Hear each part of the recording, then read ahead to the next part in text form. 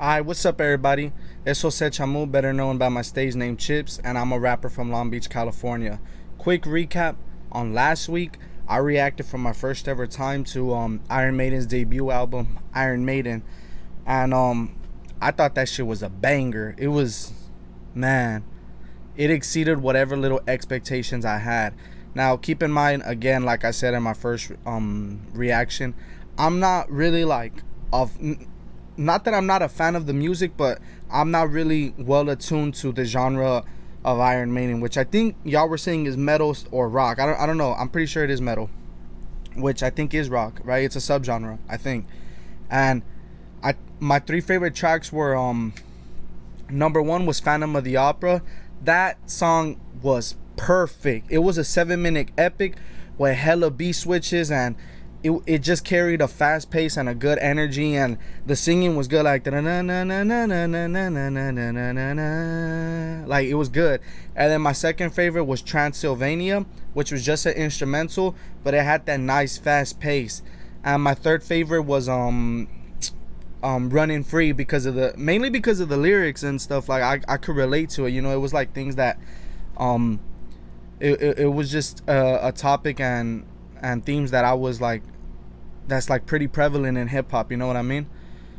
Again, one last time, just to let you guys know, I'm a rapper and I've never really listened to like music outside of hip hop, and so I'm taking this journey to hopefully broaden my horizons and find new music that I like. And the reason I started with Iron Maiden was because my uncle showed me their song The Trooper a long time ago, and I love it. So after that, I said, you know what, I want to react to this band.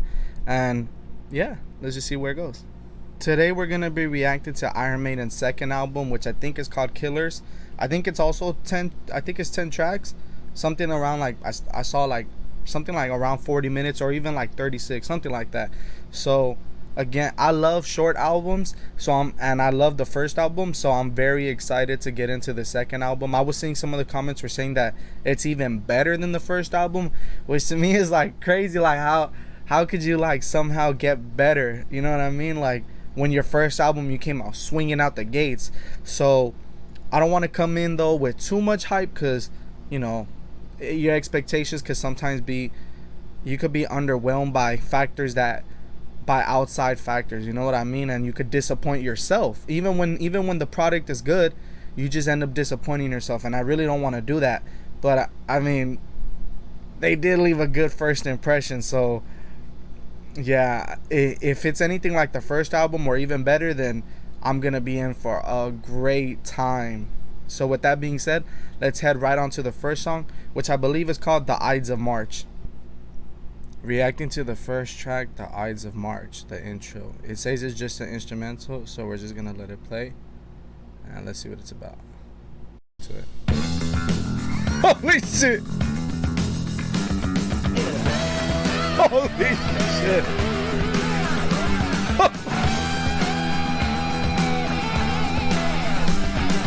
Back to a scene, having a scream, dominance and persecution. My mother was a queen, a band never seen, I was never meant to be. And now I spend my time looking all around for a man that's nowhere to be found. Until I find him, I'm never gonna stop searching. I'm going to find my man, gonna travel around.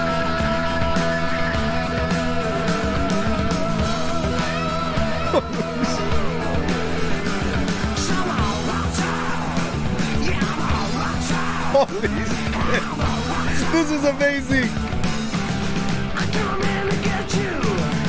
Ooh, yeah, yeah.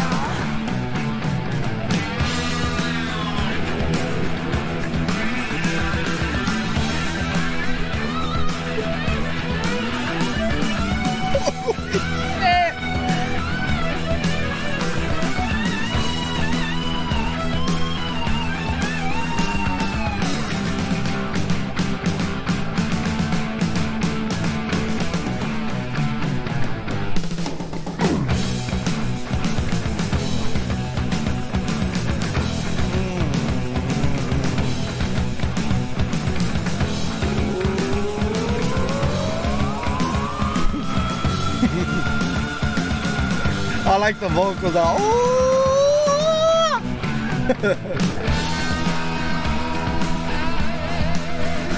Holy shit. Say it doesn't matter, ain't nothing going on, because it's on my destination. I know I got to find serious peace of mind. I know I just go crazy. Now I spend my time to get on the road for a man that's nowhere to be found. Until I find him, I'm never gonna stop searching. I'm going to find my man. Gonna try around.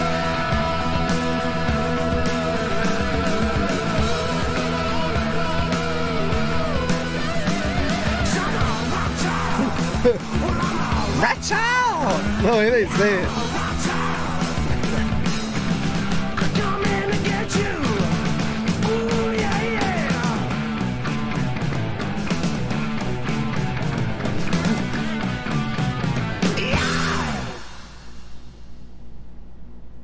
Holy shit. Hold on. Let me catch my breath. They started off with a bang. Like, holy shit. Alright, first let's talk about the Ides of March. But really, I want to talk about Wrathchild. Oh my goodness. So the Ides of March, it was a good intro in terms of like, I don't see myself listening to the Ides of Wrath. I mean the Ides of March. I don't see myself listening to it by itself, you know, like on a playlist or something, or even like on subsequent listens. But it's so, I would say it's a great intro, but just an okay solo song. Meaning, like, in terms of the album, if it has a good, almost slow start, like it's just like, it's kind of like, it kind of like teases you, right? Because it's going like boom boom boom boom boom boom boom, like it's teasing a buildup that hasn't come yet, and so it eases you into the sound of what you're preparing to in terms of this album, right? Well, I don't know if it's gonna continue this sound of Wrathchild, but you know what I mean. It eases you in it. Whereas, so really, when it comes to intros, there's two school of thoughts, right? You either start kind of with a slower intro, kind of like the Ides of March, or you start off with a bombastic bang, which I guess you would say would be their first album, the last one, Iron Maiden, right? It kind of started off with a bang with Prowler, because Prowler just kind of gets into it. And so you have two very different albums, right? Like two very different intros. Whereas one, when you start off slower and somber, you could get the listener like settled into your sound and to prepare you for what's coming. And if you start off with a champion sound or like bombastic or noisy, I feel like your album has to reflect that. One of the best artists who do that is Jay-Z. Typically, I think his albums start off kind of like with a champion sound, but it's expected because he's a very like braggadocious and champion rapper, you know what I mean? And so, though the one of the few times where he kind of started off like slower was on his latest album 444. He started off with Kill Jay-Z, and it was like totally unexpected for him because it was more slower, somber, introspective, and darker. And so it helped 444, that album. It helped it because it was a slower intro that eased you into like the more slower paced, right? In terms of this album now, sorry, I talked about a different album, I know, but it's just what I was thinking. In terms of this album, I feel like the Ides of March is perfect for an intro, but again, I'm not gonna listen to it. But in terms of Wrathchild, oh my goodness, I almost feel like the Ides of March could have just been 1 minute or however long was the Ides of March. I feel like it could have just been Wrathchild, it could have just been one song, because I mean, so far from what I heard, they don't have Iron Maiden doesn't really have an issue with doing like longer songs or like having multiple different sonic shifts, right? So I feel like you could have just had the Ides of March as an intro to Wrathchild, like as in like not segue into Wrathchild, but be within the same song. You guys know what I mean? But with that said, The Ides of March is the perfect intro to Wrathchild. Oh my goodness, Wrathchild is probably the best Iron Maiden song I've heard so far from the, I guess, what was that, like 11 songs I've heard from the first album and these two. Wrathchild, this is gonna be the highlight of the album. I could already tell it's gonna be one of my favorite songs. Like, and I'm really only talking about the sound, because I couldn't really hear the lyrics. That's my biggest issue with Wrathchild. The solo's great, the sound is great, the way it kicks off just with that energy, just boom, is amazing. Everything is perfect minus the mixing, because I couldn't like really hear the verses. The chorus is mixed pretty good, especially because the chorus has the double vocals on each side with reverb, so you could hear the Wrathchild, and it sounds nice and full. It sounds like a good full chorus, like how you would want it. But the actual verses, I feel like they're not mixed well. Like, and I don't know if this is an issue because I'm listening to the 2015 remasters, or if it's an issue with the actual recording, you know what I mean, with the actual recordings, the masters themselves, not the mix but the masters, because the vocals almost sound muddy. They get lost in the instrumentals, and truthfully I don't know if it's due to bad recording or if it's due to artistic vision. If it's an artistic vision to have the verses be kind of muddy and just like subdued, then it's gonna have to take some getting used to.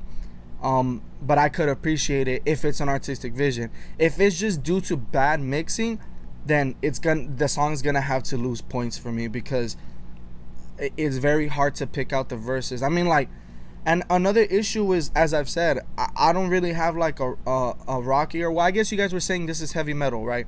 So I don't really have an ear for heavy metal yet, considering this is my second album in this genre. So I don't know if it's supposed to sound like this, the vocals with the instrumentals, because as I said in the last reaction, in hip-hop, your vocals are the prominent feature, you know?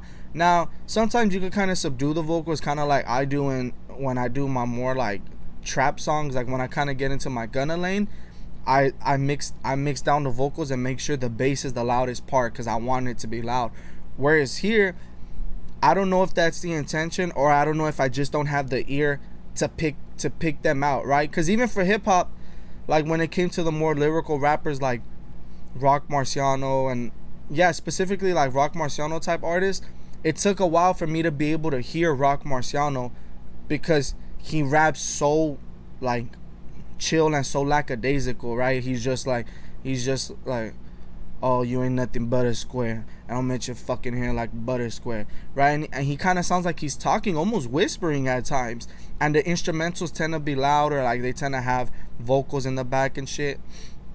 And so it took me a while for me to be able to pick out Rock Marciano's lyrics from his instrumental. And I don't know if that's my issue with Iron Maiden so far, or if it's just downright like muddy. You get what I'm saying?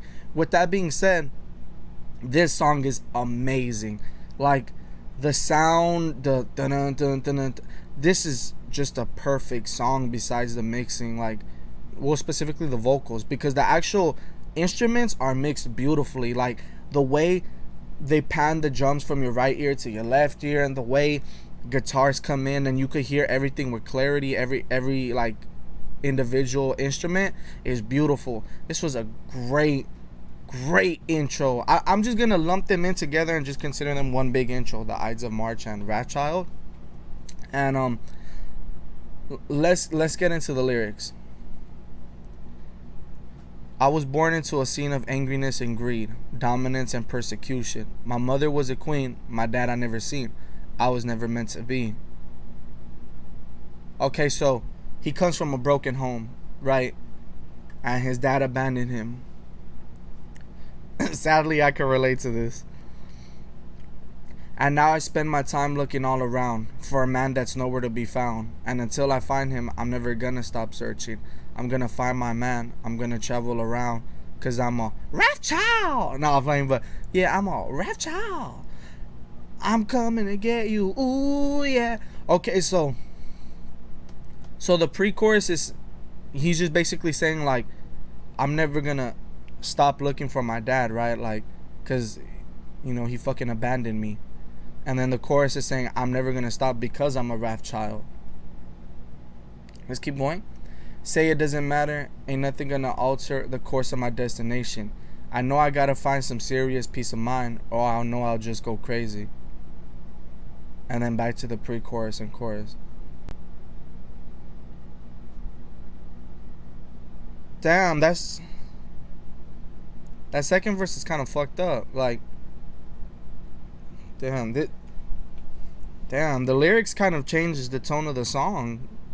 It's kind of sad now. Like, I'm sure it's not meant to be a sad song, at least not from the sound of the instrumental, but like, the lyrics are kind of sad to me, especially because it's like, I feel like they're talking about me. Like, I feel mad represented, because the second verse, you know, is true. Nothing's gonna alter my destination, and I gotta find some serious peace of mind, or I'll go crazy. Like, for me, that's how I felt. Let me just go to the beginning of the song, right? Like, I too was born into a scene of angriness and greed and dominance and persecution. And my mother was a queen. And my dad, I've seen him, but he left when I was around 5 years old or 6 years old. And then he got deported, and then he made a whole different family in Mexico and shit. And so, like, I'm truly a bastard, you know? And when he says I was never meant to be, I'm truly that, like a failed abortion, you know what I mean? So, and I know how it is to be born into poverty, death, despair, and drugs. So, like, the scene he's laying out in the first verse is kind of like sad, because it's ringing true to me. Like, that's who I am. I'm like, God damn, like, I feel it in my soul. And then when he's saying, I spent my time looking for a man that's nowhere to be found, and I'm not gonna stop searching, I'm gonna travel around looking for that man. It's true. For so long I wanted my dad. For so long I was looking for him, and not even looking for my dad, looking for a dad, looking for a father figure, and he never came. I was always looking for my savior, someone to help me. They never came. I had to help myself, you know. And it made me very, like, jaded at life and depressed and angry and furious, and it turned me into a Wrathchild, you know. I became a Wrathchild where I was just hell-bent on just fucking up my life and other people's lives, because I ain't got nothing to lose. If I go home, what's at home? They're gonna yell at me, they're gonna kick me out, they're gonna beat me up. If I'm in the street, I'm gonna go get in a fight, but I could do whatever I want. Ain't nobody gonna tell me nothing. Fuck are you gonna do to me, you know? And so when he's saying I'm a Wrathchild and all that, I feel like, you know, he's basically saying, like, I became a Wrathchild due to my circumstances in the first verse. And so in the second verse, when he's saying nothing's gonna alter my destination, and, you know, that's how I feel. It's like I just said, like, fuck are you gonna do to me? Like, I done lived through the worst of life. Nothing's gonna change where I'm headed. I don't give a fuck who you are. Like, you ain't gonna tell me no, cause I done already seen the worst. You know what I mean? And so then he goes into saying, I've got some serious peace of mind, or I'll go crazy. That's true, cause again, like I said, for a long time I needed closure, and I don't know, I just needed, I guess you would say, love and attention and just a hug, you know. So it's true, like, for a long time I needed peace, and every day that I didn't have peace, I was going crazy. I was just losing my mind. I was doing dumb shit.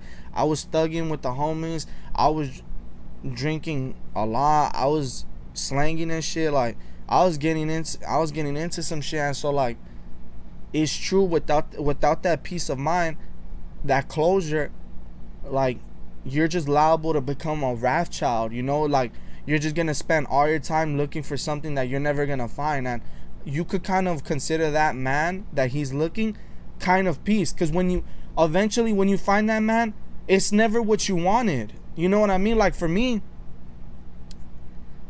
I never found that man.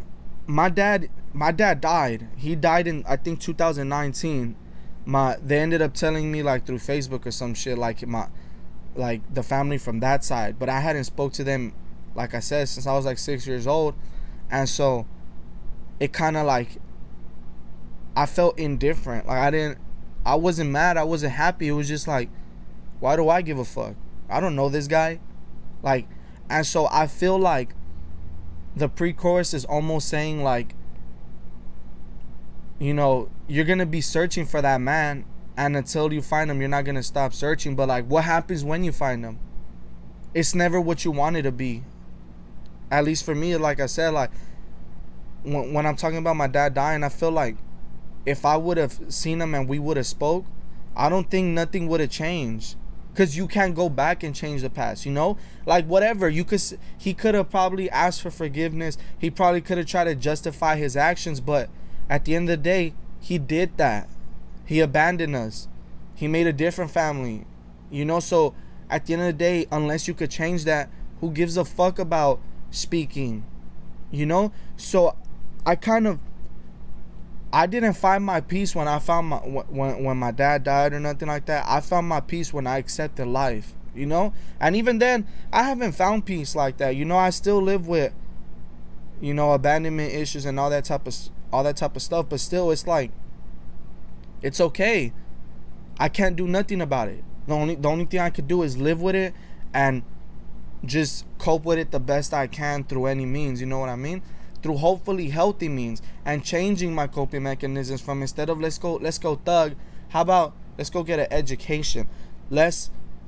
Instead of perpetuating cycles and shit, let's change it so that we don't have more Wrathchilds. You know what I mean? So in terms of lyrics, like, this song is easily the most relatable Iron Maiden song I've heard so far.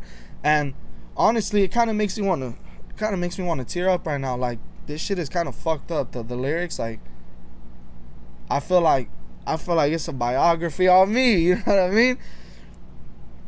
Damn, it's crazy how they put such deep ass lyrics that make you, like, kind of think and be introspective on a like real fucking hardcore ass beat, that if I'm just listening to the instrumental and the harmonies of the vocals, then I'm jamming my head out and smiling like you guys see me.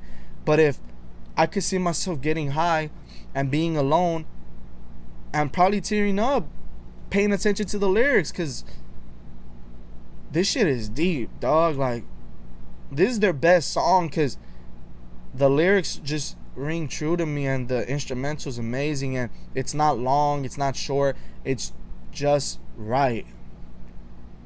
This is amazing. Let's read the about. Not released a single, title track. The song follows a young man searching for his father who abandoned him in infancy to mete out vengeance upon him. I don't know specifically if it says put vengeance on him. I don't think he's trying to find vengeance on his father. Nowhere in the song does it indicate he's looking for vengeance. In my head, I think he's looking for peace. I think he's looking for closure, not vengeance. And a lot of the time, you do have vengeance. A lot of the time, you do have, like, the burden of wanting to do harm to this person that hurt you. But then when you see them, it's like they're a shell of their former self, and it's like, I have nothing more to do to you. Life already destroyed you. You know? I guess, you know, you could say, like, oh, karma's gonna get you. I don't believe in karma, but it's like the similar concept. You know what I mean? So no, I don't think he's looking for vengeance on his father. I think he's just looking for closure, and until then, he's gonna be a Wrathchild. And hopefully the character in the story ends up finding closure, because when you're living without closure, you live like in a dark place, like, straight up. Like, that shit is never good. But it's just the stuff we deal with, you know. You can't change it. You're just born like that. That's the cards you were dealt, you know. Fuck it. Just do what you can do. It might take you some time. Everybody's journey's different, but fuck it. Just do you, nigga. Just do you. So yeah, with that being said, that was Wrathchild. Amazing song. Just absolutely perfect. Just minus the mix. But you guys will let me know if it's just a remaster or just a song or whatever. With that being said, let's react to the next song. Alright, so we already listened to Wrathchild, and like I said, I heard it, you know, obviously it was obvious that that it was leading into the next song, so I'm gonna play it back from like around this point, and we'll just let it feed into the next song.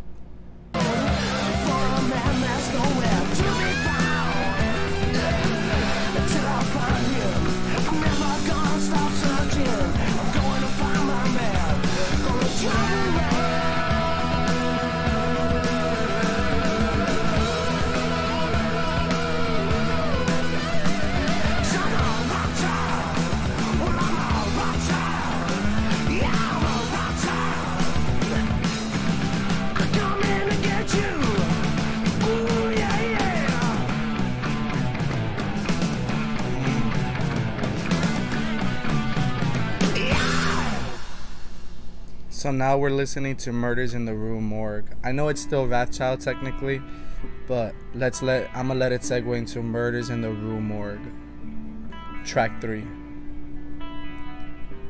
This is just beautiful, nice and somber. This is gorgeous.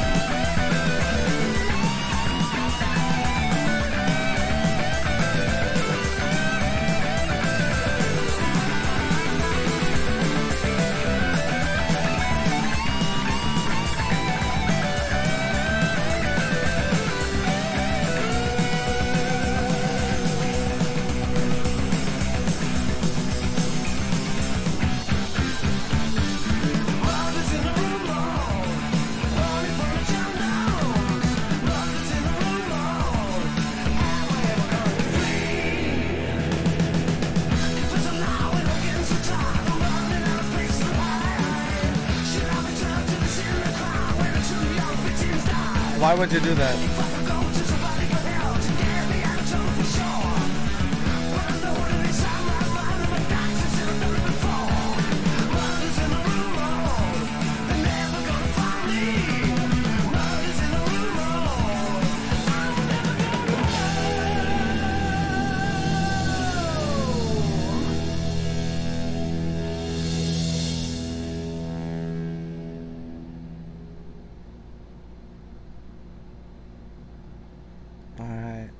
That was Murders in the Rue Morgue. It was okay. I don't think it was as good as Wrathchild. Like, don't tell me Wrathchild's gonna be my favorite song on the album, because so far from the three, it is. Like, that song was crazy. This song was just okay. I wasn't a big fan of, like, after the initial, like, 30-second instrumental in the beginning, when it kind of got into the I've been playing Murders in the Rue Morgue, someone got the genre. It was okay. It wasn't that bad. It was just okay. That's how I felt overall about the song. It was okay. Even the guitar solo, or whatever kind of solo it was, or instrumental break, whatever instrumental break this part, even that was just okay. The song was just fine. It wasn't bad. It wasn't great. I just thought it was cool. There was some moments where I was like, oh, okay, that's pretty good. Like, my favorite part was the beginning, like I said, like the first 30-40 seconds, where, like, you could hear, like, some little guitar behind the main guitar. It was like, but overall, I thought the song was just okay. Let's go through the lyrics. I remember plain as day, although it happened in the dark of the night, I was strolling. That's pretty good wordplay. I remember plain as day, though it happened at night. That's pretty good. I was strolling through the streets of Paris. I like the way they said it. They were like, Paris. It was cold, starting to rain, and then I heard a piercing scream, and I rushed to the scene of the crime. But all I found was butchered remains of two girls laying side by side. Murders in the Rue Morgue. So obviously he sees some people dying, and then they're blaming him, and it's obvious that he looks like he murdered them. And then basically, from what I got from the lyrics, it seems like the character in the story doesn't know that they killed the two people, right? Like, it seems kind of like a werewolf situation type shit. I'm not saying that they are a werewolf. It's just that it's kind of like, or kind of like Hulk and Bruce Banner, where it's like, oh, I have, a person inside of me, and they're liable to do crazy shit.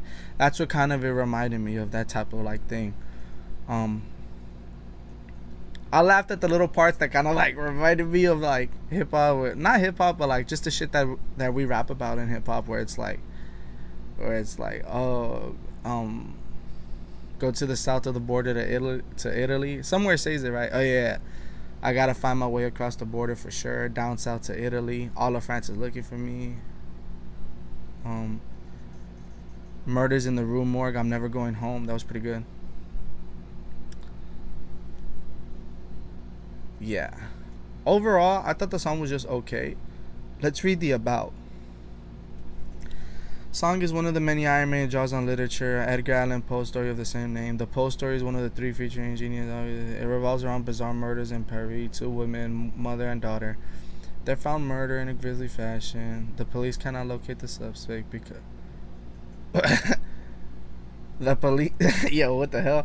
The police cannot locate a suspect because the murders were committed by an orangutan, which was the pet of a sailor. This song doesn't follow the story precisely. Instead of a crowd breaking into the house and finding the bodies, as in Poe versions, the narrator's song finds them by himself. Being a visitor, not a native, he cannot communicate with the locals. Oh, I get it.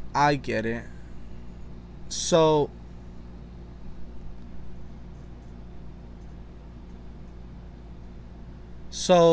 it wasn't a werewolf situation where this person had no idea they were just murdering people. This person found two murdered people, and I guess, like, to try to help them, he got blood on his hands, right? And then because he can't speak French, they're accusing him. They're like, yo, and he can't speak French because he's from Italy. Is that why he's going back to Italy, or he just happens to flee to Italy? Oh, it makes sense now. I get it. So this person cannot speak French. I'm assuming they speak Italian. I'm assuming they can't speak French. They find two poor people dying, and they're trying to help them, not knowing that, hey, now it looks like you killed them, because now you're on top of their bodies, blood on your hands, and you're agitated, stressed, and people are crying around you, and you're like, I don't know what to do. And now you feel pressured, and you see the sweat trickling down your face and everything, because you're like, yo, now they're thinking I did something when all I'm trying to do is help people. Okay, so I get it. Okay. I mad interpret that song wrong as shit. Maybe because I didn't know the story. Maybe that's why. Okay. So the lyrics are pretty good. Like, it's a nice, fun story. Well, I mean, what's fun about death? I mean, but it was a nice, cool story. But again, wasn't the biggest fan of the actual music. But let's see if that changes with the coming tracks. Alright, we just reacted to Murders in the Rue Morgue, and we're gonna react to the next song, which is Another Life. Let's get right into it.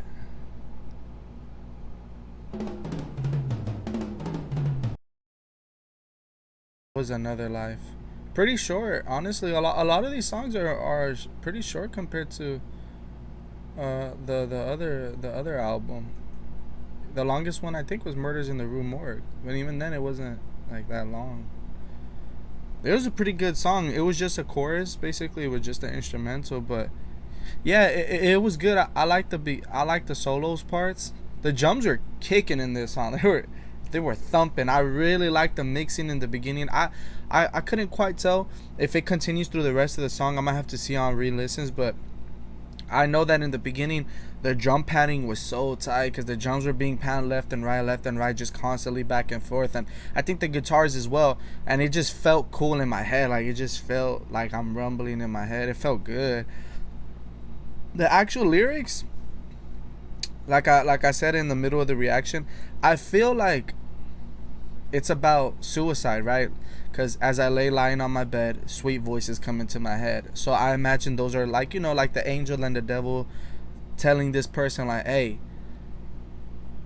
if you're so tired of living, then why don't you just end it today, right? I feel like it is about suicide. So it's kind of dark. Let's see what the about says. Another track about madness and death, fitting in the theme of Iron Maiden's sophomore album. This only had one verse with 3 repetitions. Yeah, see, the narrator hears voices and is contemplating suicide. So yeah, it sounds like suicide, and I was just gonna say that, but this about said that. So far, this album, from the four songs out of the 10, it seems a lot darker than the first album. Like, I mean, the first album was pretty dark because you had Iron Maiden, the title track, which is welcome to my room and let me show you all my wares. Iron Maiden can't be found. And it's talking about basically the torture and shit, like, but I want to see the blood just stare. They also have the other dark songs, like which one is it? The Prowler, which is like, I mean, it's not dark in terms of like the subject matter is weird. It's about an exhibitionist, whereas here we already got Wrathchild. I didn't get into the lyrics, but I peeped at them real quick, and they're kind of sad. Wrathchild speaking about, like, abandonment issues. Murders in the Rue Morgue is about obviously murders and stuff, and Another Life is about suicide. So it's off the 4 songs, this does sound much darker than the first album. Like, to me, it sounds like very dark, and it feels like the cover as well, and it feels like the title, Killers. Like, it just like we already heard a song about a killer, which is, well, we don't know the killer in Murders in the Rue Morgue, and then we also heard about another killer in this song, Another Life, and the killer would be, if this person goes on with with the thoughts in their head about suicide, then they would be a killer, right? They'd be killing themselves. So everything, again, more points for cohesiveness. It's coming into the theme of the album, where it's like killers, so nice. This is a nice song in terms of the album. So far, still nothing's beating Wrathchild, but I did like this more than Murders in the Rue Morgue. Again, it's probably because it has that more energetic feel. Like, I like this kind of Iron Maiden when they're just going in with the solos and stuff. This was a good song. Let's continue on with the reaction though. So we just reacted to Another Life, and now we're gonna move on into the 5th track, which is Genghis Khan. It says it's just an instrumental, so I'm gonna see if it feels like Genghis Khan, if that makes any sense. Let's just get into it. It's pretty short as well, 3 minutes. The way they pam their drums, it's amazing. It just feels good. Holy shit.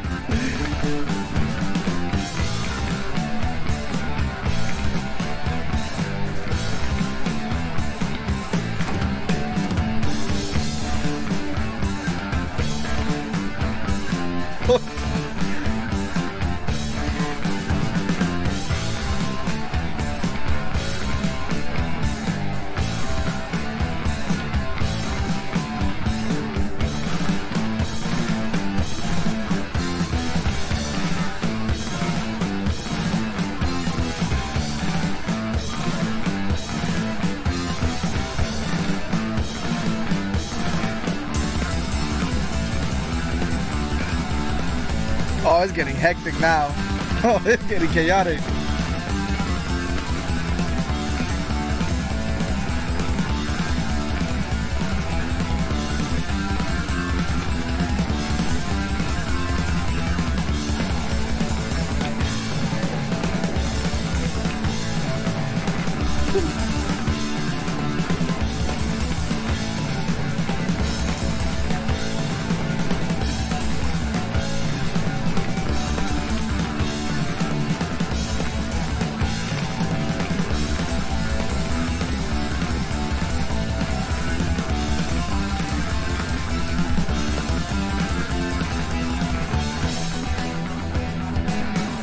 What the?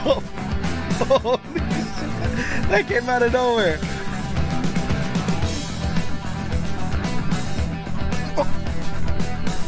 Oh my god. Holy shit.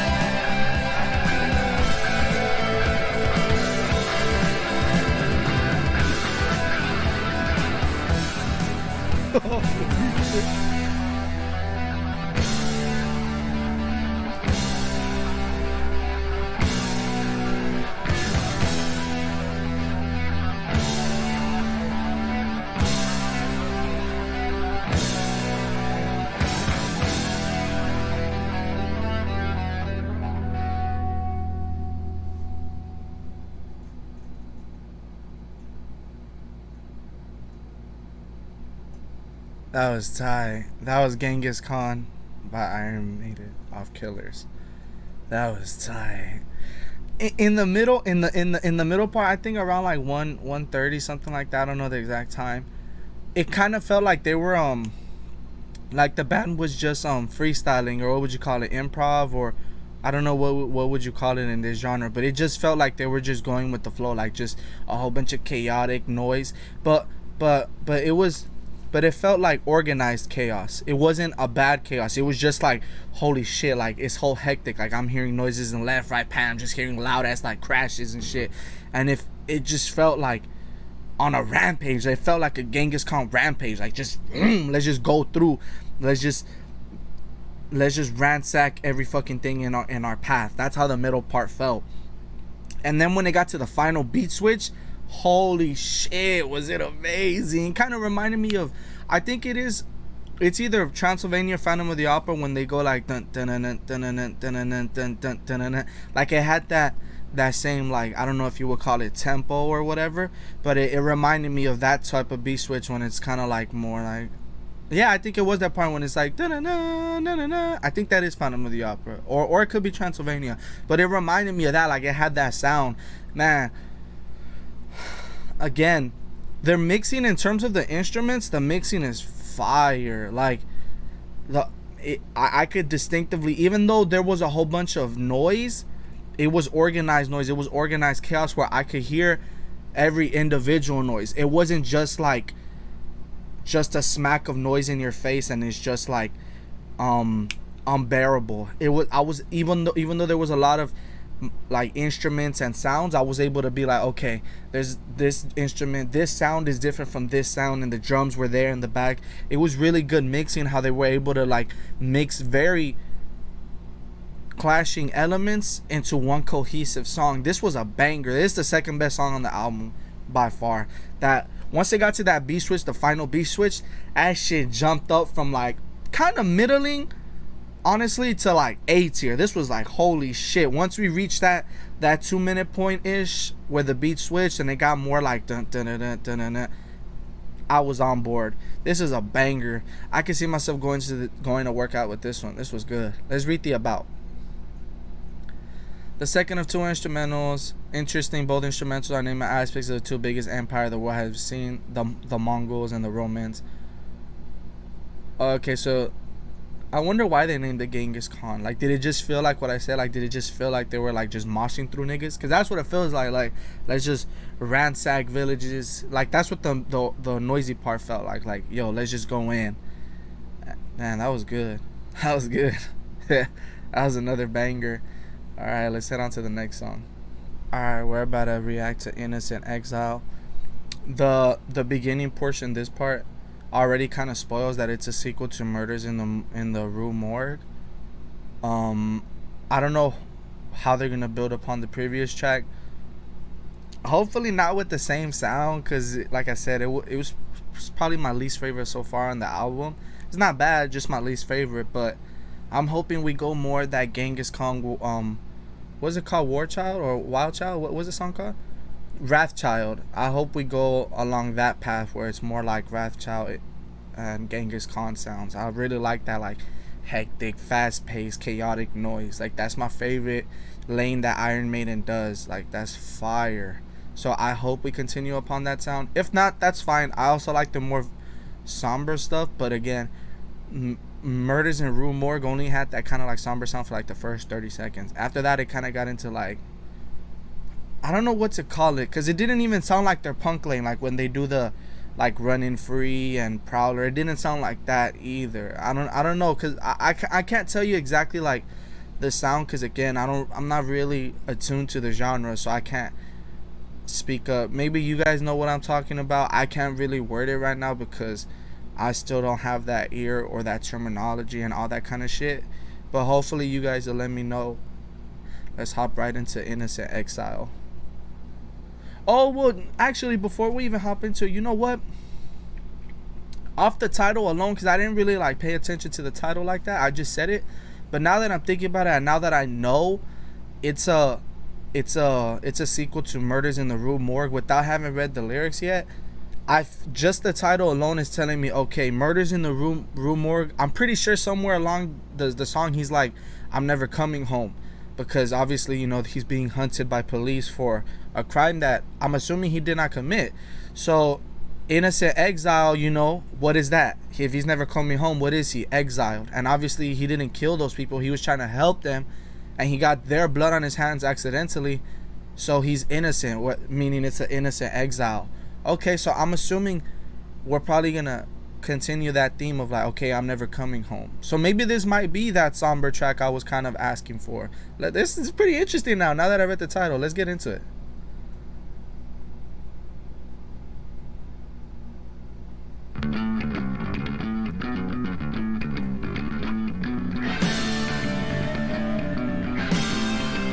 Another thing that I noticed with like where Iron Maiden is, there's not a lot to the lyrics, you know, like in my songs, bro, the lyrics will go on for pages, whereas here it's like I just need to scroll once, which is cool.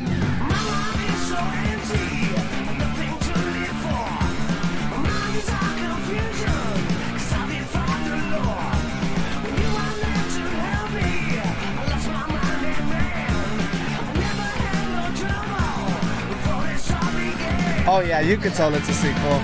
The sound, the lyrics, yeah, you can tell. It's obviously a sequel.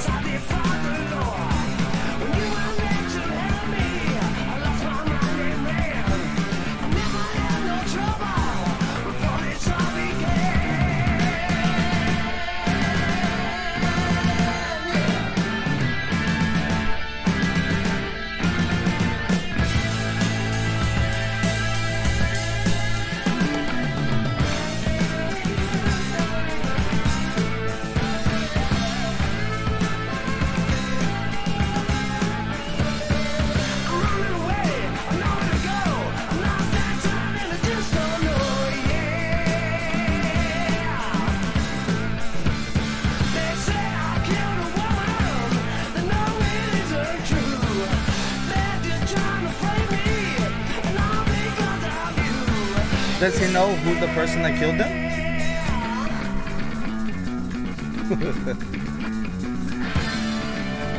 Oh, this is gonna be a long solo, huh? Oh yeah.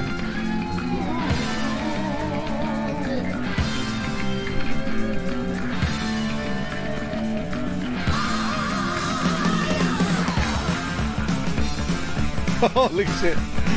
Oh yeah, this is what I'm talking about.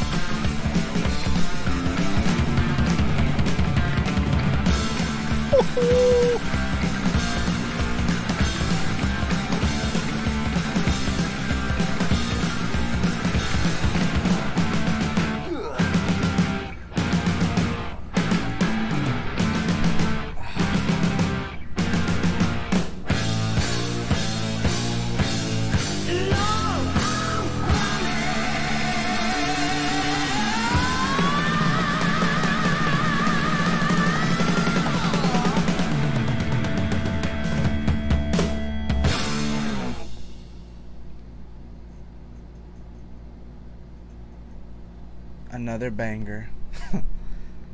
Man, this was fire. That solo breakdown, that whatever, that instrumental break, oh my god. It just came out of nowhere, like literally, like it was continuing that same song from Murders in the Rue Morgue, where it's like Murders in the Rue Morgue. It kind of had that flow, like the my life is so empty, nothing to live for. Like it kind of had that cadence, that flow, whatever word you want to use, and it sounded better than Murders in the Rue Morgue, but I was kind of hesitant and a little worried because, again, it's not a bad sound. It's just not my favorite sound. So I was like, damn, like it sounded like a continuation. Honestly, this sounds like they just low key, because I know Iron Maiden, they have a lot of beat switches so far. At least that's like what I'm noticing, that they have a lot of beat switches. And so this honestly felt like they just cropped the last 3-ish minutes of Murders in the Rue Morgue and made it a separate song. You know what I mean? That's how cohesive this song sounds. Like it really sounds like an actual sequel. It just sounds like all they did was just say, here, yo, this song is X amount of minutes, let's just cut this half and just make it another song. And it based on the lyrics, when he's saying you, does he know who killed the women, or he's just blaming the person that killed them? You know what I mean? Or does he know? The instrumental was my favorite part. The solo was amazing. Like how they had the steady like guitars in the back and the drums just like dun dun dun dun dun dun dun, dun, and then you just hear the guitar just going in, the main guitar. I don't know who it is. Let me check. Let me see. So I click it and it says there are 2 solos. Dave Murray at 226 and Adrian Smith at 245. Are they the both guitarists for this band? Are there 2 guitarists in this band? Okay, so there's 2 guitarists, right? Dave Murray and Adrian Smith.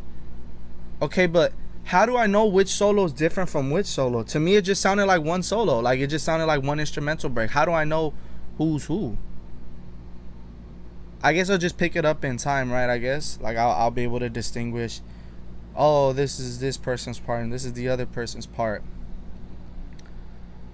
This was I was happy that just how I was just talking about moments ago about I hope they continue that Genghis Khan, Wrathchild path of like just shredding that motherfucker, just going in. That's what they do on the back half of this song. So this was cool. I felt like maybe Maybe that's when Murders in the Rue Morgue missed, because Murders in the Rue Morgue, for basically for the whole song, it's that Murders in the Rue Morgue is basically that sound, and it's kind of like static, you know, it just stays there. Whereas this, it was kind of like, it started off at the Murders in the Rue Morgue like cadence, and then it was building up to that instrumental break, and it just gave it that like much needed variety, or what would you say, like, you know, that build up, that, you know, that yeah, that build up, just that gradual growth in music. It was fantastic. This was a good song.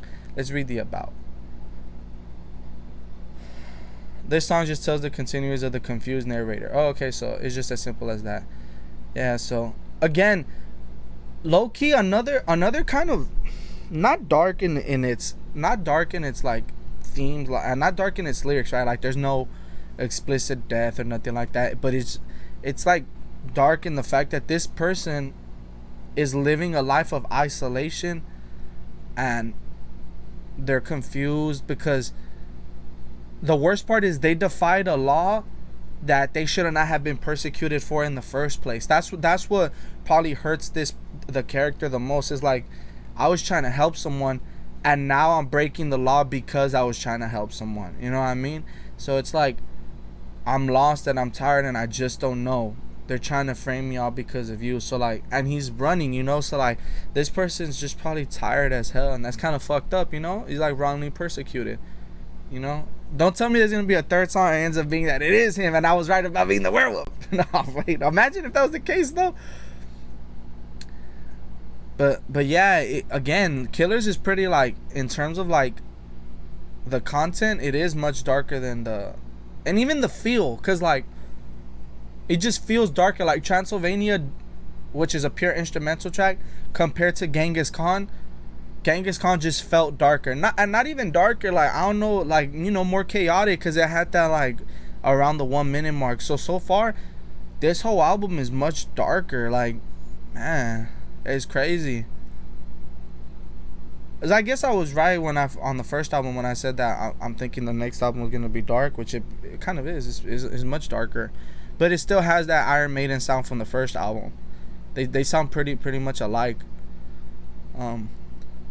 With that being said, let's go to the next song, Killers, which is the title track. So I'm excited for that. Right now we're about to react to Killers, which is track 7 off the album, and the title track. So again, because it's the title track, I'm assuming it's a banger, or at least I'm anticipating it to be. I know that Iron Maiden was fire, and it was the perfect outro. So it's interesting that they put the title track kind of like 70% way through the album, not in terms of length, but in terms of tracks. So I'm assuming they thought it wasn't a good like summary, but let's see what it's about. Is it the longest song so far? It was a banger, definitely worthy of title track status. That was so good. All right, my favorite part was the intro. The intro was amazing, like dun, dun, dun, dun, dun, dun, dun, dun, dun, dun, and then like the ow, yeah, like, oh my goodness, that thing was so catchy. It was so good. I could have listened to a whole 2 minutes of just that looping. That was so good. And then at first, I grew to appreciate it by verse 3 and by verse 4, but at first I was kind of caught off guard by they were going in like dun, dun, dun, dun, dun, dun, and then it dun, dun, dun, dun, dun, dun, dun, like how they like took you in through with the instrumental, and then they stopped it with like the little wah, wah, wah, wah, and then they'll bring it back, and then they'll bring it down, bring it back, and bring it down. Like, at first I was kind of getting irritated, because I'm like, dang, just let me jam out to the instrumental. But it was complementing the verses, because it gave you that much needed, like, his eyes burn a hole in your back. Like, it gave you like that little breather, so that when the instrumental break around 3 minutes comes in, it's like, okay, you were getting teased, and now you could just go all out. And oh, it felt so good to just jam out when the solos came in. It was so good. This song is so good, and the lyrics, not much to break down. They're obvious. Like, you walk through a subway, his eyes burn a hole in your back. Like, yo, you ever just felt like someone's looking at you? Like, bro, this guy must have 1,000-yard stare, because like, yo, I know whoever was behind, you're just like, yo, who's looking at me? You know, like who's right there, you know? And then obviously this fucking maniac, a footstep behind you, he lunges. So obviously he doesn't have a gun. This is obviously a knife because now you're bleeding. So like he's lunging. Like you're not gonna lunge with a gun. I mean, I guess you can if you have like a bayonet, right? Like, oh, whoa.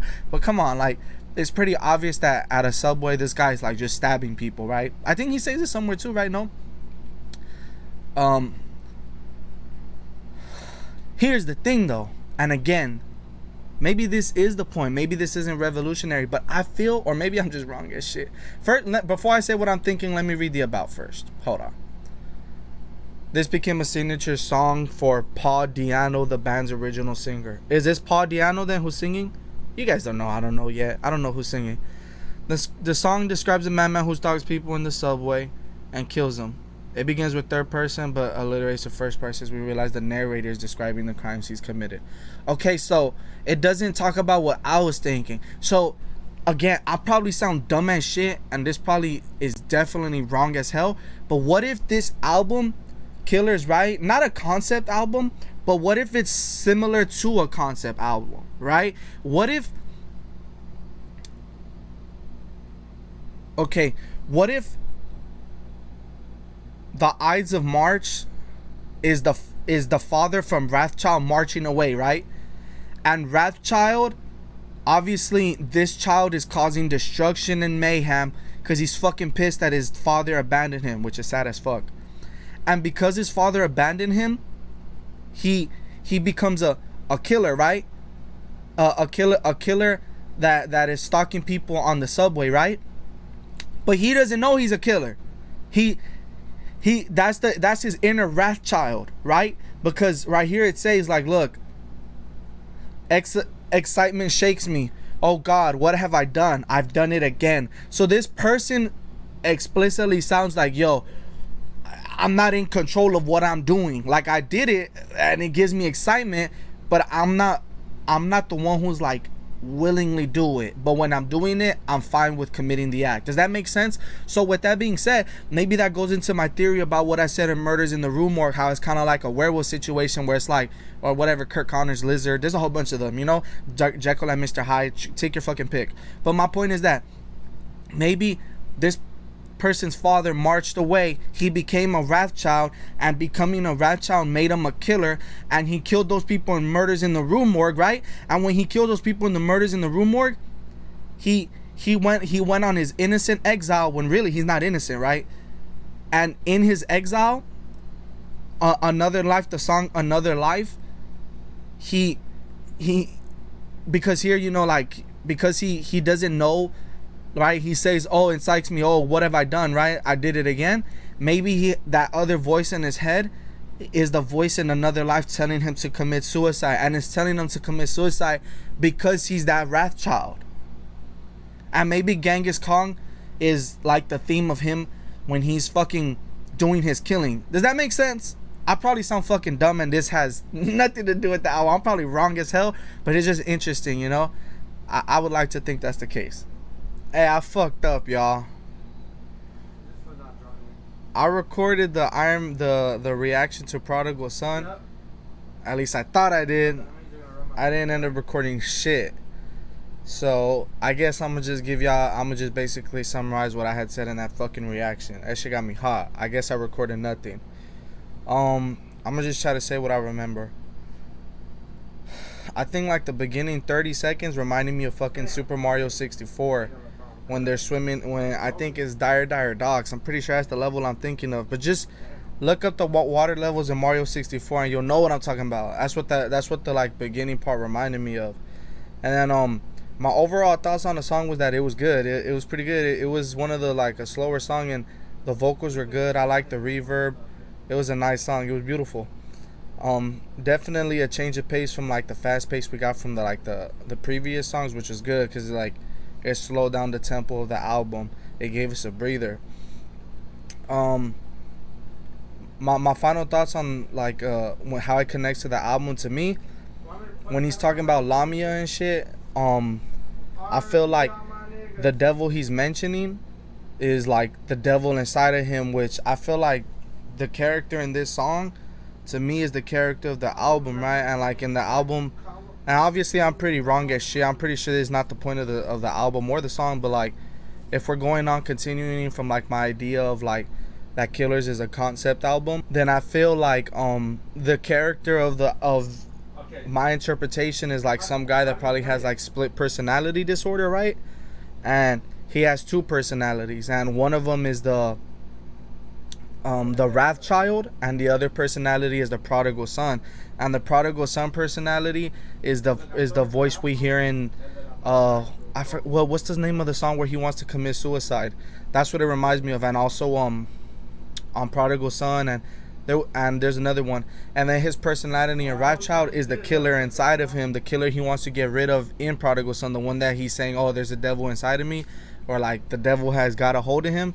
Well, that's him. That's the Wrathchild personality. You know what I mean? That's what I feel like it is. Obviously, that's probably not the case, but I feel like that's how I'm interpreting it. But yeah, sorry about that. I wish I would have recorded the reaction. I swear to God, I pressed the record button, but this shit was acting all dumb. It got me hot because I thought it was a pretty good reaction, but it'll be lost to the times. I was gonna be fake as hell and re-record a reaction, but then I was like, nah, that's fucked up. I'ma just come with the truth and not even fake it. So yeah, with that being said, I'm gonna move on to the next song. Alright, we're about to react to track 9, Purgatory, off Killers.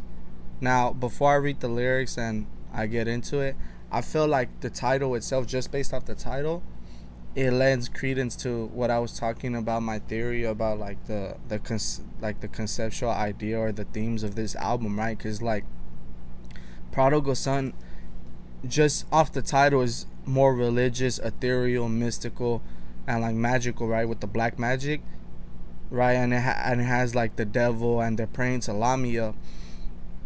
And so Purgatory kind of continues that theme of like that religious feeling, right? Just the title alone. And so maybe the character that I've been speaking about throughout this whole album, the dual personality of the Prodigal Son and the Wrathchild, maybe Lamia did grant them what they needed. What they were praying to Lamia for something, I forgot, pardon me. I just heard it, but I don't really remember. And so maybe they were given deliverance and now they're in purgatory. You know what I mean? Or maybe they continued on with the Prodigal Son's wishes of in another life about wanting to kill themselves, and they actually went through with it, and so now they're in purgatory, the character. I'm probably wrong as hell, but it's just cool to think about. With that being said, let's react to the song. It's interesting that it's only the left ear right now.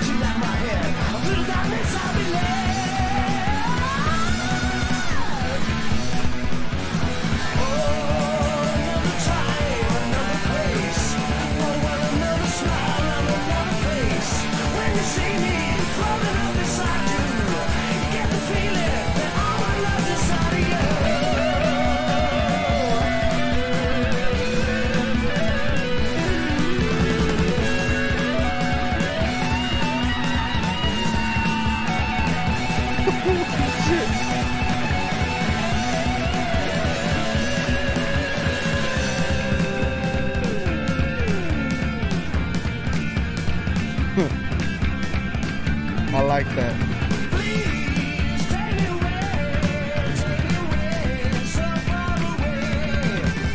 Please take me away. I love the harmony.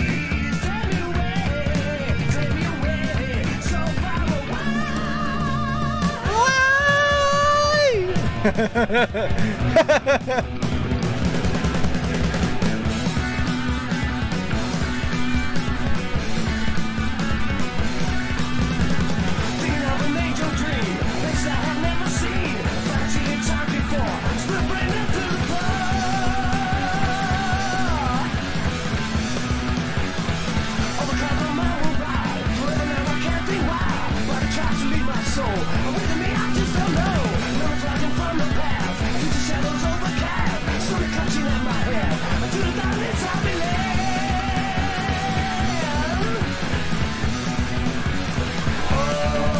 Another time, another place. Oh, well, another smile on another face. When you see me walking up beside you, you get the feeling that all my love is out of you.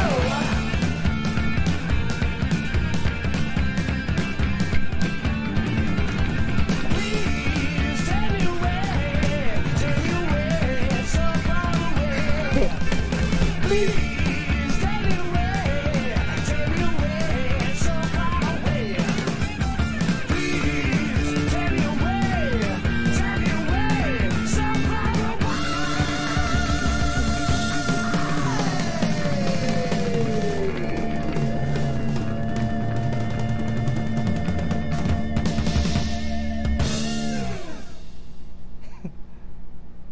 Alright, that was Purgatory. Holy shit. Yo, what was I saying about sequencing and cohesiveness, man? Like, that was the perfect song to put after Prodigal Son in terms of sound, because Prodigal Son was like, I think it was 6 minutes.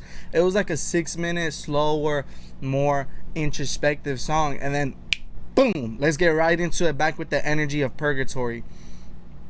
And I just love when Iron Maiden does that, like that fast pace. Like, my favorite part was the chorus, the please take me away, take so far away, please take me away. Man, the standout part of this song, which is crazy for me to say so far, because usually I think the best parts are the instrumentals, or specifically the solos. My favorite part by far was the vocals. Oh my goodness, the vocal harmonies were so good in this song. This song was so good. My only complaint, again, and I know it's probably fucking annoying that I keep saying this, but the mixing, the vocal mixing, like the verses were kind of low. Even the chorus was sort of hard. Specifically, no, the bridge. The bridge was kind of hard to hear at times. But one thing is that they mix their choruses pretty good. I'm pretty sure the reason why I think the chorus is mixed good is because I'm pretty sure they're using double vocals on the chorus, right? So like you have the main vocal in the middle, and then to the left and to the right you also have the artist singing the chorus as well. So they're probably panned 45 to the left, 45 to the right, probably 6 decibels lower, because you could hear it, maybe even 3 decibels lower, and with a lot of reverb. Not a lot, but like a good amount. And so the chorus tend to feel nice and full and all through, and they fill out the headspace. Whereas like the verses specifically, I have an issue with the verse mixing, because the verses always seem kind of like muddy and flat. And I'm not talking about the performances. The performances are fucking amazing, but it's a shame that to reach that, like to appreciate the performance, you have to get past kind of the bad mixing. And I apologize if you guys are probably cringing and like, oh, you don't understand, the mixing is amazing. I just feel like, I don't know, I feel like it's not clear enough. Like there's like lack of clarity. But this song was just so good. This song was just so good. It was just that shot of energy you needed. Oh my goodness, this song was so good. All the chorus, I can't stop singing it in my head. Please take me away, it's so far away. My least favorite part was the bridge. I just kind of wasn't really feeling the harmonies or the flow or the cadence of the bridge, like the it was okay. The verses was pretty good, right? Thinking of an age-old dream, places I have seen, fantasies I lived times before. I split my brain, melt through the floor. So if we're thinking about Purgatory, right, the title, then this quite literally is as explicit as you could get in terms of Purgatory, right? Because supposedly, from what I understand, the idea of Purgatory is like you basically keep living a certain situation or certain memories, pardon me. You keep living through certain memories so that you could eventually repent and go to heaven or hell, what have you, right? Something like that. I'm pretty sure I'm along the lines. And so if we take that concept, then it applies, right? Like let's just assume this person's in purgatory. They're thinking of an old dream, an age-old dream, places they have seen, fantasies they lived. This is because in purgatory you're reliving those situations, you know. So this is just as explicit as it's getting. And then I split my brain, melt through the floor.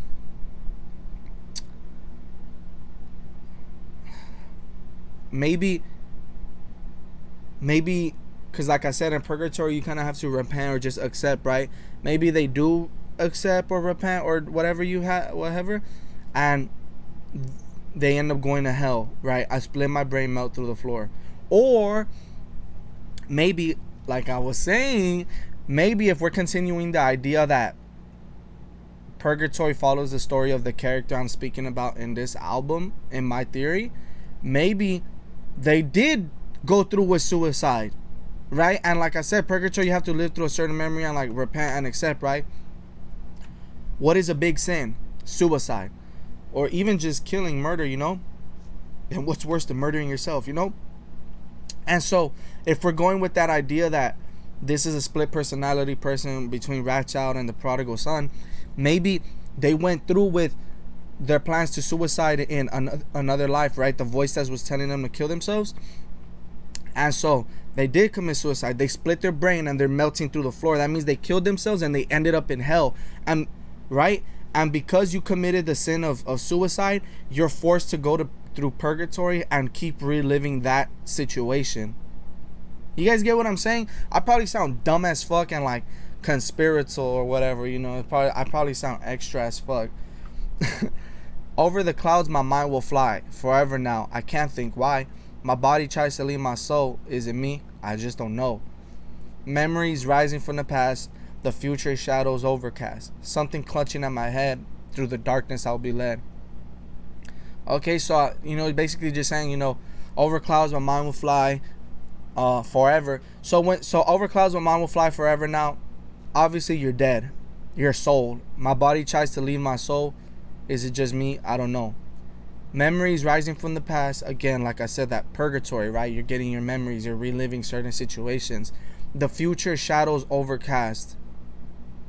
So whatever's coming for this person, whether it's be heaven or hell in their purgatory, the future is, they're pretty anxious, right? Because the whatever's coming in the future is looming large over them. Something's clutching at his head, and through the darkness he'll be led. Maybe it's like metaphorical, like he just can't let something go, right? He just can't let go the idea that maybe he committed suicide, right? Head, brain. Or maybe it's like quite literally something's grabbing him and leaning him through the darkness, quite literally. But I think it's more metaphorical. Let's read this. This passage could support the idea that the song is... Oh. Is it about acid? Oh my goodness. Oh yeah, because melting, huh? Acid. They sound like a reference to an acid trip. LSD is known to invoke spiritual sensations to the user. LSD has been described as a way to meet God and experience death without dying. Oh, so it's a song about LSD. Another time, another place, another smile on another face. When you see me floating beside you, you get the feeling that my love's inside you. And again, going back to what I was saying about committing suicide and all that, and like this character is in another place and another... Oh, isn't that the name of the song? Another life. Yeah, see? Another time, another place, another smile, another life. You know? I think I'm right. So, so they did commit suicide. This character that I'm speaking about, they committed suicide, and now they're in another time zone, basically. Another time, another place, another smile, you know? Another life. I think I'm onto something. The people who transcribed on Genius, I think they missed the point of the album. And then obviously the please take me away so far away, that again goes to the same idea presented in Prodigal Son, right? Like about like relieve me, you know? give me deliverance, because I'm praying to Lama because I just can't take the devil's hold anymore. I'm just tired, you know what I mean? So this album is so meticulously crafted. I'm pretty sure I'm wrong as fuck, and it's not a conceptual album about this character, this metaphorical character I'm speaking about, but just the idea is cool. That was a good song. The lyrics were good. This is one of those other songs that I spoke about in the last reaction where it's like the lyrics are kind of more ambiguous. They're more obvious here mainly because of the song's title. But they're still kind of a little up for interpretation. It's not explicit, right? Whereas songs like Wrathchild, it's as explicit as you could get. He's talking about his abandonment issues and his father, and it created a Wrathchild, right? And then Murders in the Rue Morgue is as explicit as it gets. It's a fucking actual story. Whereas stuff like Purgatory is kind of like ambiguous and left for interpretation, where it's like, damn, I don't really know if there is a definite answer to what the lyrics mean, you know what I mean? But this song was great. This was another great song. We're just 9 tracks in. We're heading on to the last song, and this has been a great ride. It's just been good. And in the back of my mind, Murders in the Rue Morgue has slowly been, like, I don't know, it's the catchiest song, I think. Murders in the Rue Morgue. Like, I know I was talking shit about it and saying like, oh, it's just okay, but somehow it's the most catchiest part so far. Like, that's the part I'm singing the most in my head. Like, while I'm doing the reaction in the back, I'm just randomly hearing in my head, Murders in the Rue Morgue. I kind of want to listen to it now. I think that one's gonna be what is it called? It's gonna be like a grower, like it's a sleeper track, you know. I think it's gonna grow on me, cause off the rip so far, I like Wrathchild the most. Genghis Khan, Killers. I'm gonna just save it for the end. This album is so good. All right, let's head on to the last song. Let's finish this. Oh man. Oh man.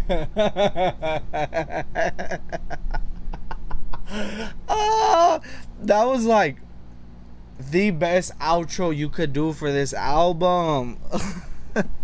That didn't feel like 5 minutes. That felt so quick. Like, I just played it and it finished. Oh man.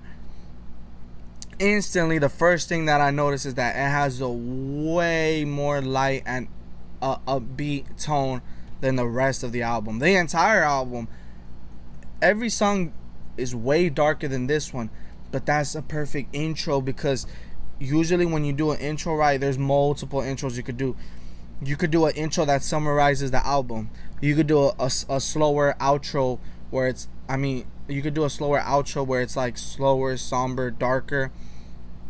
Or you could do a triumphant outro where it's like bombastic and you know you're celebrating the end of the album.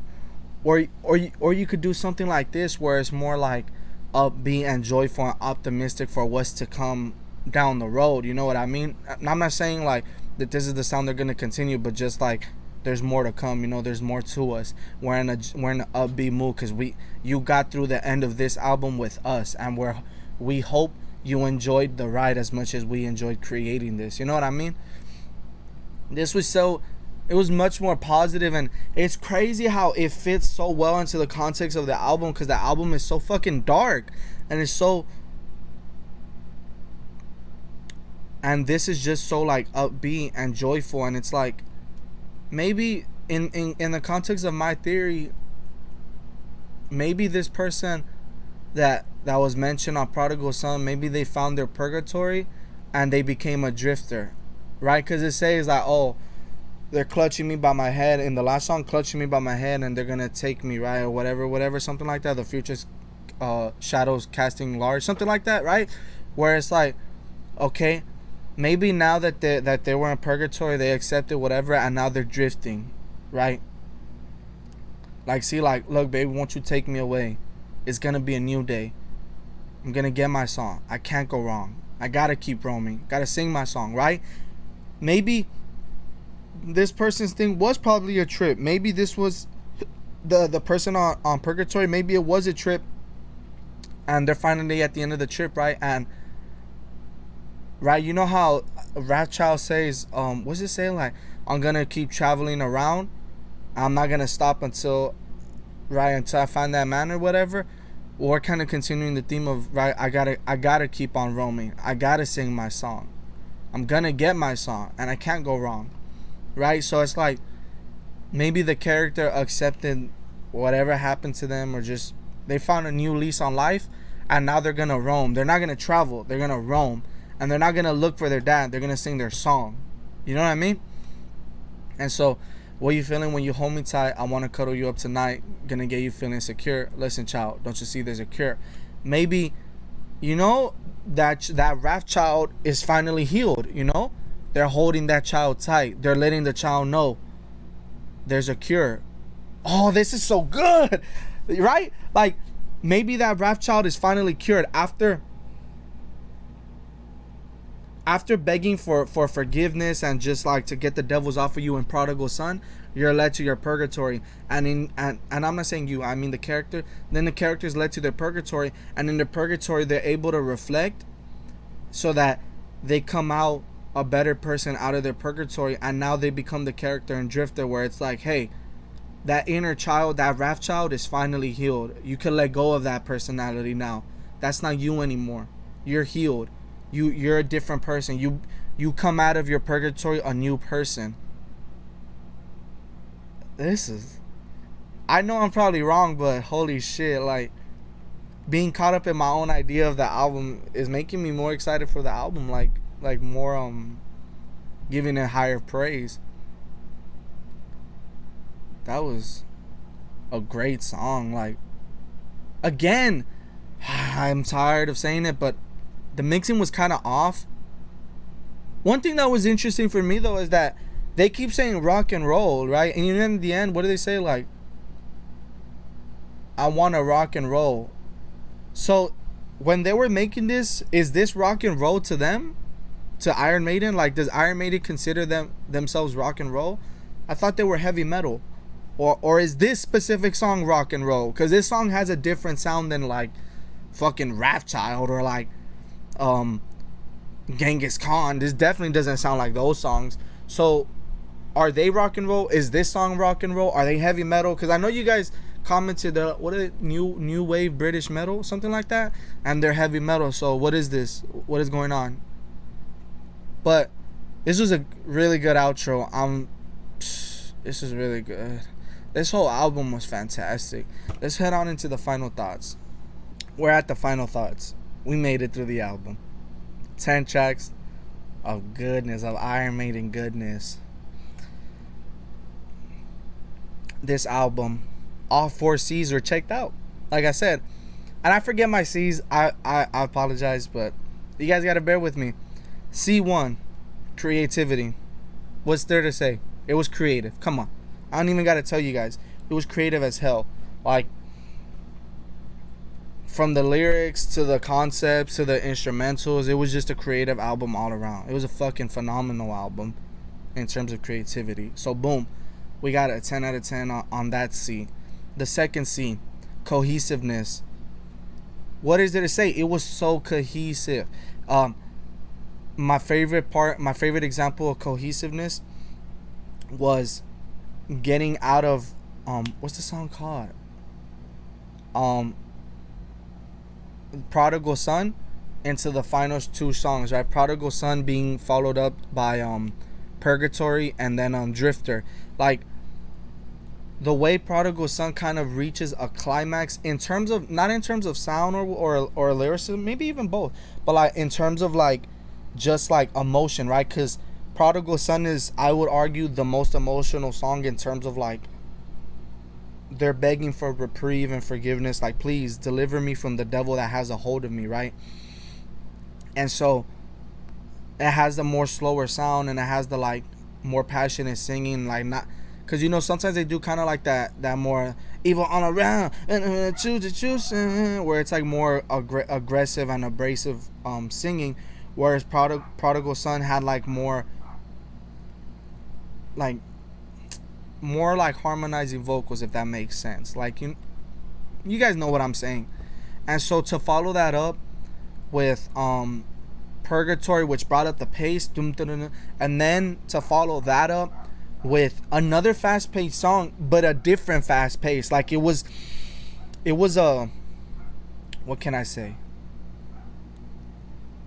It was like a happy fast pace rather than like a metal fast pace. I hope that makes sense. And so even before that, right, like the sequencing between the intro and Wrathchild, right, the Ides of March leading directly into Wrathchild, and Wrathchild being followed up with a more, not playful, but a more, you know, lighthearted track in Murders in the Rue Morgue. And then even like Murders in the Rue Morgue having a sequel within the same album, you know.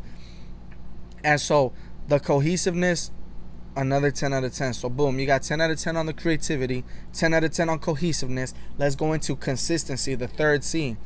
And again, this album was consistent. Never one place in the album did I say, damn, this doesn't belong here, or damn, this is noticeably at a lower level, right? Because I guess like if I were to talk shit about the first album, I would say that it wasn't consistent because Charlotte the Harlot was definitely I'm not saying the song was bad, but it's definitely not on the level of like Transylvania and Phantom of the Opera and fucking Running Free. Like it's definitely not one of those, you know what I mean? So whereas this one, the consistency is there. Like every song is up there, and even the ones I was talking shit about, like I was talking about Murders in the Rue Morgue, but that's the one I'm singing the most. Like Murders in the Rue Morgue, that's the one I know the most. You know what I mean? Like I could tell that on re-listens, I'ma love that shit. So next week when I react to the Number of the Beast, I think that's what it is.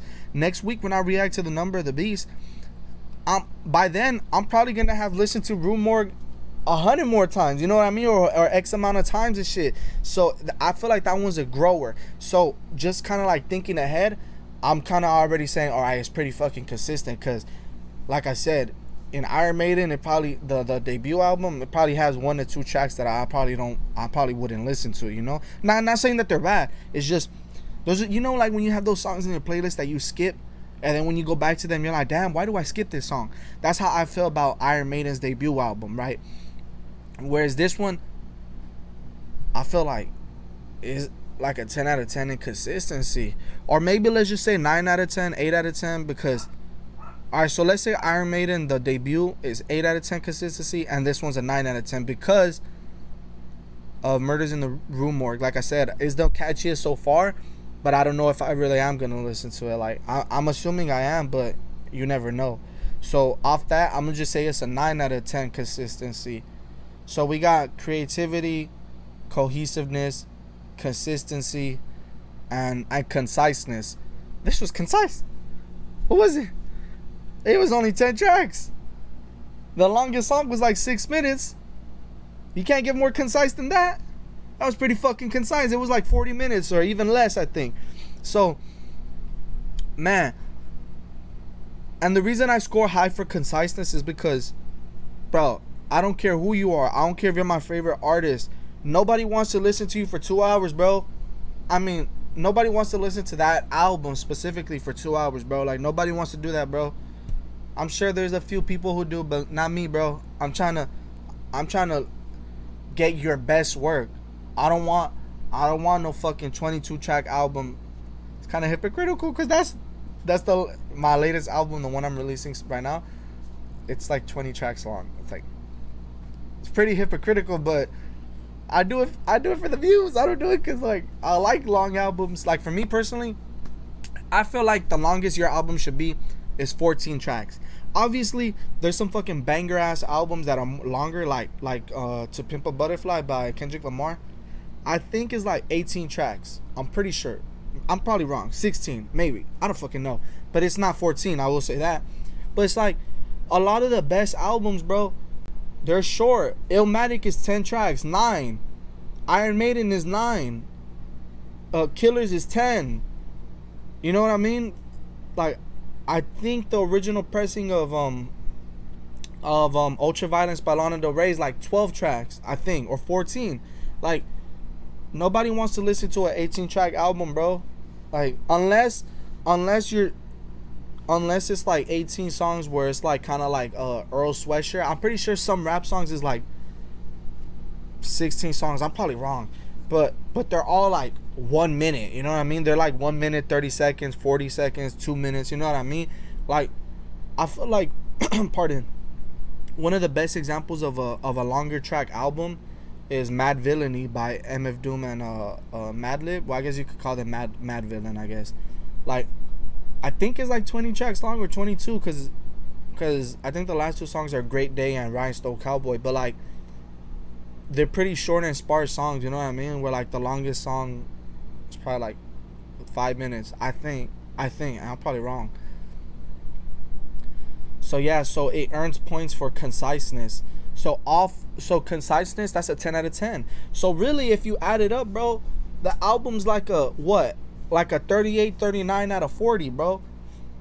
And so obviously this is gonna get an A. Obviously, I don't want to say A plus. Like, I know technically like a 39 or 38 is an A plus. I'm pretty sure. I don't want to do the math, but again, I'm hesitant to rate it because kind of like what I did right now with their debut album, I'm liable to fucking to change my ratings based on future albums. You know what I mean? Because like I said in the first reaction, I don't really know the scale of Iron Maiden. You feel me? Like, I don't know if this is a 10 out of 10 compared to what I know versus a 10 out of 10 in their discography. This, I'm not saying this is the case, but this could very well be their worst album, which would make it for me, like, if you have 10 out of 10 albums and you have a album that's like a 9 out of 10, instantly it's gonna feel like a 7 out of 10 compared to the rest of your discography. You know what I mean? Because you're expected to output at a high level. You know what I mean? Like, you're at an upper echelon. You gotta, like, and I know it sucks, but you have to fulfill those requirements of those expectations. You know what I mean? So in terms of the two albums I heard, it's definitely like a 9 or a 10. And then the first album, I would retroactively say it's a 9 or an 8. I know originally I said it was a 9 or a 10, but now I'm going to go back and say it's an 8 or a 9 because of Charlotte the Harlot. They fucked up with that one. I'm not saying it's bad. It's just not as good. Because Iron Maiden is a banger. Like, the actual title track song, like the "Won't you come into my room? I want to show you all my wares. Iron Maiden, wherever you are." Iron Maiden wants you for dad. No, but you guys are probably like, I'm skipping this shit. But yeah, so from the two that I heard, I don't know which one I like more, because I feel like Phantom of the Opera and Transylvania, they're so fucking good. But at the same time, Wrathchild, Purgatory, they're so good too. Alright, so I can't this time I'm not gonna rate the songs from my least favorite to my favorite, because I don't have the songs in front of me, the titles. I apologize. But I will say what were my favorites, which is really the most recognizable. Number 1, Wrathchild. Wrathchild is the best song. Their best song possibly from the two albums I heard. Wrathchild, probably their best song. Like, that shit is amazing. And it's crazy how, like, for me anyway, Wrathchild is able to compete with Phantom of the Opera for best Iron Maiden song so far, when really Phantom of the Opera has like 4 more minutes on Wrathchild. You know what I mean? So it's like, it's crazy how like Wrathchild is able to compete for me with Phantom of the Opera, considering it doesn't really have like a lot of like instrumental beat switches. You know what I mean? It's not really a epic. You know what I mean? It's pretty sparse. Cause I'm a Wrathchild. And then my second favorite would probably be I'm trying to think, y'all. Fuck, man. The beat switch on Genghis Khan was good.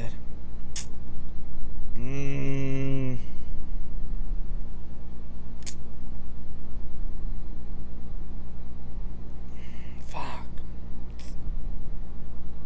It might be Genghis Khan. No. Fuck. Maybe my second favorite's Purgatory. Maybe. Maybe my third favorite is Genghis Khan. Or if not, it may be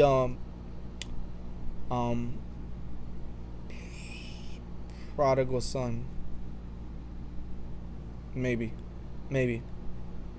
Next week I'm gonna let you guys know what updates, see if any of my thoughts change with any other songs. Specifically, the one I'm trying to look out for is Murders in the Rue Morgue, right? Like, I'm trying to see if that one, if I have different opinions on it later on.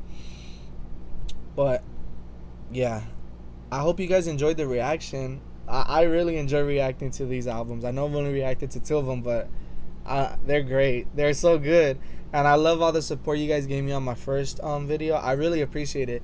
It's nice seeing the comments and seeing where you guys are from. If you're new to the channel, then please let me know where you're from.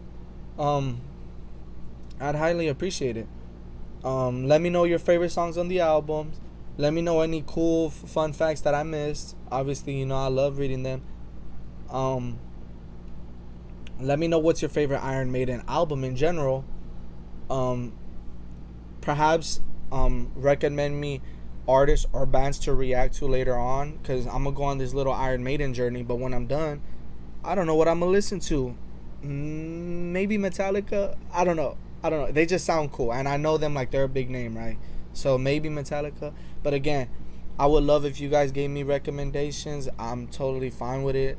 But yeah, please like, comment, subscribe, share, do all that good shit, or don't. I don't give a fuck. It's your life, bro. Live your life. But I mean, it's appreciated, but you don't have to do it. But you do have to do it. I'm playing. Nah, just yeah. Everything is appreciated. Like, comment, sub, please. It's much appreciated around these parts, and I hope you guys enjoyed the reaction. And please stick tuned, because next week is an album I'm very excited for, which is Number of the Beast. I'm just excited for it off the title. It just sounds fucking satanic. I know someone commented that that's really not the case, or I guess they didn't really say that, but I'm just excited for it because it just fucking sounds tight. And I guess there's a couple people that were saying that it's a really good album, so I'm excited for Number of the Beast. That's gonna be next week. So please subscribe if you want to see my reaction to Number of the Beast. And with that being said, stay safe, everybody. Y'all already know what's up.